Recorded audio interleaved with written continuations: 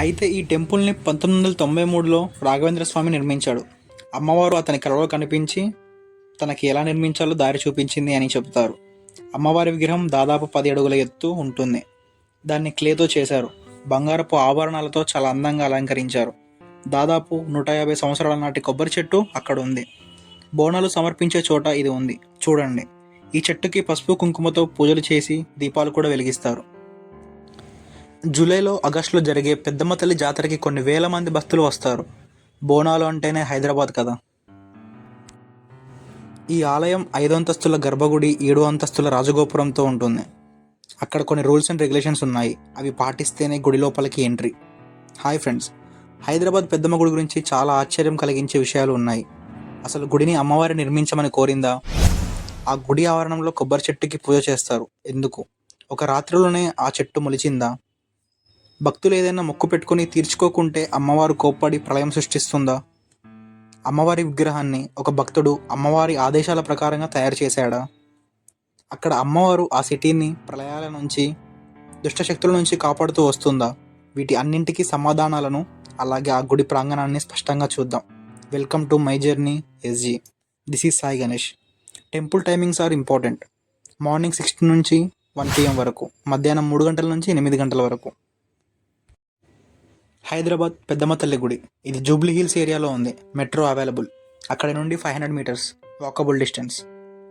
మన దేశంలో ఏ చిన్న గుడి అయినా పెద్ద గుడి అయినా సరే, మనం అక్కడికి వెళ్ళగానే మనసు చాలా ప్రశాంతంగా, పీస్ఫుల్గా ఉంటుంది. మన ఇంటికి వచ్చామనే ఫీల్. మన కష్టాలు, బాధలు అక్కడ వాళ్ళు చూసుకుంటారనే నమ్మకం ఒకటే కాదు, మన కోరికలను, బాధలను తీరుస్తూ మనకి తోడుగా వాళ్ళే ఉన్నారు. అమ్మవారికి సమర్పించిన శారీస్ని, గాజులని తర్వాత పేదలకి, లేని వారికి వాటిని పంచుతారు. ఈ విషయం చాలామందికి తెలియదు అనుకుంటా. గుడిలోనే కొంచెం సైడ్కి మెడిటేషన్ హాల్ ఉంది. వచ్చిన భక్తులు కూర్చోడానికి వీలుగా ఒక పెద్ద హాల్లో ఉంటుంది. గుడి సంపదలో చాలా వరకు ట్రస్ట్కే వెళ్తుంది. ఫుడ్, ఎడ్యుకేషన్, మెడికల్ నీడ్స్ ఇలా చాలా వాటికి ఉపయోగిస్తారు. చాలామంది టూరిస్టులకు కూడా ఆకట్టుకునే ప్రాంగణం ఉంది. గోశాల, గుడి ఆవరణం బయట ప్రసాదం కౌంటర్, కూర్చొని ఆ చెట్ల మధ్యలో హాయిగా పిల్లలతో టైం స్పెండ్ చేయొచ్చు. అక్కడ కొంచెం లోపలికి నాగదేవత దేవాలయం ఉంది. అస్సలు మిస్ అవ్వకండి. మన హిందూ ధర్మంలో ప్రతి ఆచారానికి చాలా అర్థం ఉంది, అంతరార్థం కూడా. కొబ్బరి చెట్టు జీవితకాలం 100 నుంచి 150 సంవత్సరాలు ఉంటుంది. రావి చెట్టు, వేప చెట్టు కూడా 100 నుంచి 150 ఏళ్ళు పైగానే. వాటి ద్వారా వచ్చే ప్రయోజనాలు చాలా ఎక్కువనే. ఆయుర్వేదం గురించి ప్రత్యేకంగా చెప్పనక్కర్లేదు. హెల్త్కి కొబ్బరి నూనెతో చేసిన వంటకాలు చాలా మంచివి అంటారు. బోనాలు సమర్పించే స్థలంలో పక్కనే ఉంటుంది కొబ్బరి చెట్టు. ఆ చెట్టుకే మనం పూజలు చేస్తూ ఉంటాం. మనం గుడికి ప్రదర్శనలు చేయడానికి చాలా విశేషమే ఉంది. త్రిగుణాలు అయిన సత్వ, తమో, రజో గుణాలు వీడిన వాడికి మాత్రమే ఆ పరమాత్మ కనిపిస్తాడు అని సింబాలిక్గా దేవుడి దర్శనానికి ముందు ఈ 3 ప్రదర్శనలు చేయమని చెప్తారు. ఆ గుణాలను తెలుసుకొని వాటిని అనుగుణంగా జీవించడమే ఆధ్యాత్మికత. సాధువులు, సన్యాసులు, అఘోరాలు ఆ గుణాలకి అతీతంగా స్టేబుల్గా ఉంటారు. మన జీవితంలో కూడా కొన్ని అలవాట్లు మార్చుకొని ఎలా బ్రతకాలో తెలుసుకోవడానికి భక్తి మార్గం నిన్ను ఆకట్టుకునేలా చాలా కసరత్తులు చేసింది. ప్రదర్శనలు అని ఆ గుడి గోపురాల మీద ఉన్న బొమ్మలని, వాటి కథలను అర్థం చేసుకోవడానికి గ్రంథాలని, నీ నడవడికను కట్టేయటానికి పద్ధతులలో పెట్టడానికి జాతరలు, దీక్షలు అని, నువ్వు చేసే ప్రతి పనిలో ధర్మాన్ని నిర్దేశిస్తూ భక్తి అనేది నిన్ను నిజాయితీగా బ్రతికేలా చేస్తుంది. ఇక్కడ రూపాయి కాయిన్ని నిలబెట్టడం అనేది సాంప్రదాయం. అలా బిళ్ళ సరిగా పడకుండా నిల్చుంటే నువ్వు మొక్కిన కోరికలు నెరవేరుతాయని ప్రజలు నమ్ముతారు. సరదాగా ఉన్న చాలామంది ప్రయత్నించారు. చాలాసేపు అవి సరిగా నిల్చోకున్నా మళ్ళీ మళ్ళీ ప్రయత్నించి సాధించి వెళ్ళారు. కాయిన్ నిల్చోవడానికి నువ్వు ఇంతలా ప్రయత్నిస్తే నీ జీవితంలో ఎన్నిసార్లు పడినా నీకు నువ్వుగా పైకి రాగలవు కదా. అమ్మవారు చూస్తూనే ఉంది నీ ప్రయత్నాన్ని. గెలవకుండా ఉంటావా మరి?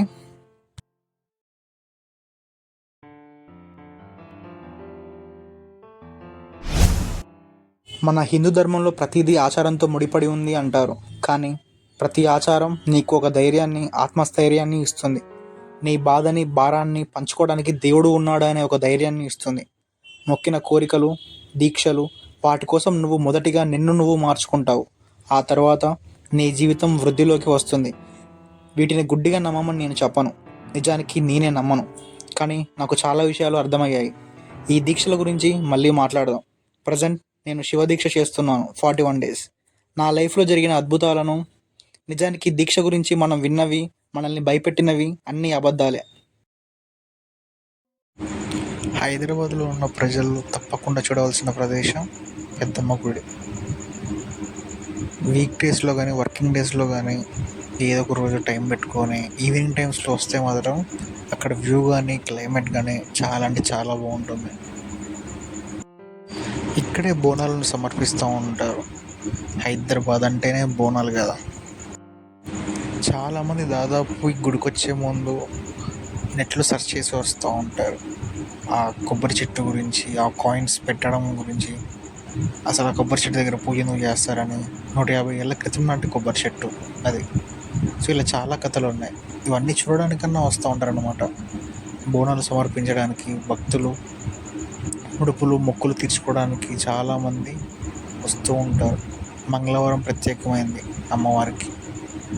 ఆదివారం అయితే అసలు ఖాళీ ఉండదన్నమాట గుడి దగ్గర. చిన్నపిల్లలు, ఫ్యామిలీస్ ఇలా మొత్తం రద్దీగా ఉంటుంది. చాలామంది యంగ్స్టర్స్ చాలా సరదాగా కాయిన్స్ నింపడానికి ప్రయత్నిస్తూ ఉంటారు. గుడిలోనే రైట్ సైడ్ ప్రసాదం కౌంటర్ ఉంది. లైక్ పులిహోర కానీ, లడ్డు కానీ, లేదంటే టోకెన్స్ ఉంటాయి అన్నమాట, స్టిక్కర్స్ అమ్మవారు. సో అవి తీసుకోవచ్చు. అక్కడ టోకెన్ తీసుకొని మళ్ళీ మనం బయటకు వస్తే అక్కడ ప్రసాదం కౌంటర్ ప్రసాదం ఇచ్చేది ఉంటుంది. సో అక్కడ కూర్చొని తెచ్చుకొని తినొచ్చు అన్నమాట. చాలా ప్లేస్ కూడా ఓపెన్ ఏరియాలో ఉంది. చాలా బాగుంది, మొత్తం చెట్లు లైక్ దట్ అనమాట. సో ఇక్కడ తీసుకొచ్చుకోవాలి ప్రసాదం. మేము పులిహోర తీసుకున్నాం. సో అలా సరదాగా అక్కడ కూర్చొని తింటూ అక్కడ ఎంజాయ్ చేసాం వ్యూని. మేము వీక్ డేలో వెళ్ళాం, జనాలు ఎవరు రారనుకున్నాం. బట్ చాలా క్రౌడ్ మాత్రం చాలామంది వచ్చారు, పిల్లలు కూడా చాలా వరకు. దానికి పక్కకే కొంచెం ముందుకు వెళ్తే నాగదేవతది గుడి ఉందన్నమాట. చాలామంది మిస్ అవుతూ ఉంటారు. కొంచెం టెంపుల్స్కి వచ్చినప్పుడు డైరెక్ట్గా అమ్మవారిని చూసేసామా వెళ్ళిపోయాము అన్నట్టు కాకుండా సరౌండింగ్స్ ఏరియాలో చూడండి, చిన్న చిన్న టెంపుల్స్ కూడా ఉంటాయి అన్నమాట. సో ఇక్కడ నాగదేవత టెంపుల్ ఉందన్నమాట. చాలా అంటే చాలా బాగుంది. 5 తలకాయలతో అమ్మవారిని భూమిలోంచి వచ్చినట్టు, వెనకాల మొత్తం మట్టే ఉన్నింది. సో డోర్ క్లోజ్ చేసి ఉంది మేము వెళ్ళే టైంకి. అందుకే టైమింగ్స్ పెట్టా, చూసుకొని ఆ టైం అప్పుడు వెళ్తే లోపల చూడవచ్చు అనమాట. లోపలికి వెళ్ళి దూరం నుంచే పిక్ తీసా, బట్ లోపలికి వెళ్తే ఇంకా చాలా బాగుండేదని అనిపించింది. సో మీరు మాత్రం మిస్ అవ్వకండి. టైమింగ్స్ మాత్రం చాలా డీటెయిల్గా ఇచ్చే చూడండి. టెంపుల్ బయట కొంచెం సరౌండింగ్స్లో గృహాల టైప్లో ఉన్నాయన్నమాట.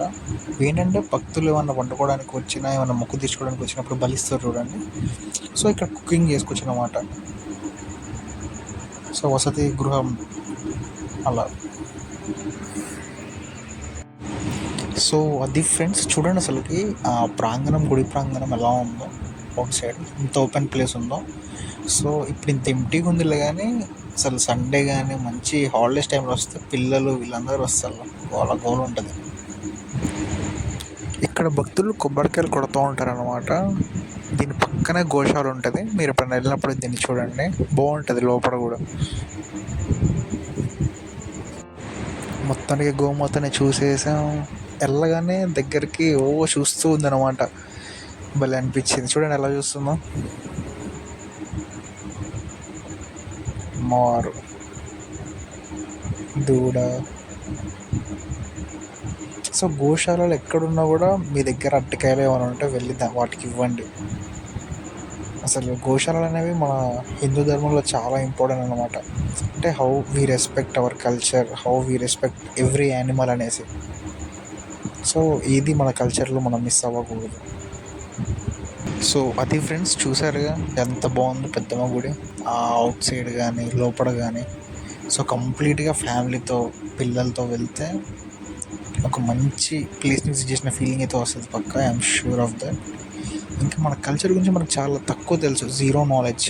సో చాలా విషయాలు మనం తెలుసుకోవాలి, తెలుసుకుందాం. మళ్ళీ గుర్తు చేస్తున్న లాస్ట్లో టైమింగ్స్ అయితే అస్సలు మర్చిపోకండి. టైంకి వెళ్ళండి, మంచిగా ఎంజాయ్ చేయండి. Thanks for watching. Do subscribe. Present నేను శివదీక్ష చేస్తున్నాను 41 days.